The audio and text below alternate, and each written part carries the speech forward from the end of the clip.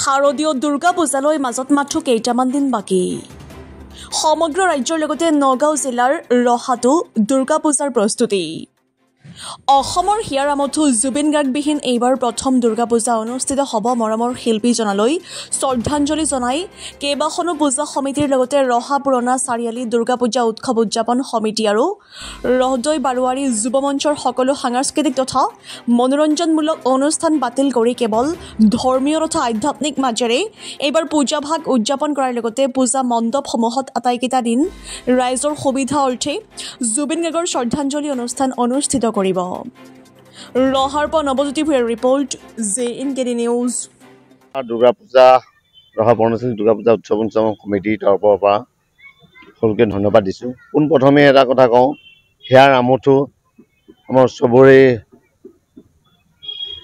দুখৰ বিষয়। আমাৰ হিয়াৰ আমঠু জুবিন দা প্ৰথমতে দোষী শাস্তি পাব লাগিব, ন্যায় পাবই লাগিব, সেইটো আমি ডিমাণ্ড কৰিছোঁ।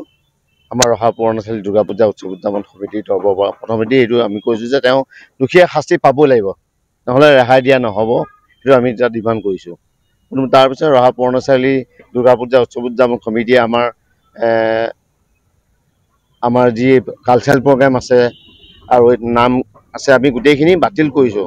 অকল আমাৰ জুবিন দাৰ ফটো থাকিব, শ্ৰদ্ধাঞ্জলি অনুষ্ঠান হ'ব আমাৰ মঞ্চত আৰু নিয়াৰিকৈ মানে অনুষ্ঠানটো চলি যাব আৰু পূজাখন সুচাৰুৰূপে চলি যাব। আধ্যাত্মিক হিচাপে যিটো আমি কৰিব লাগে, নকৰিলে নহয়, সেইটো চলি যাব।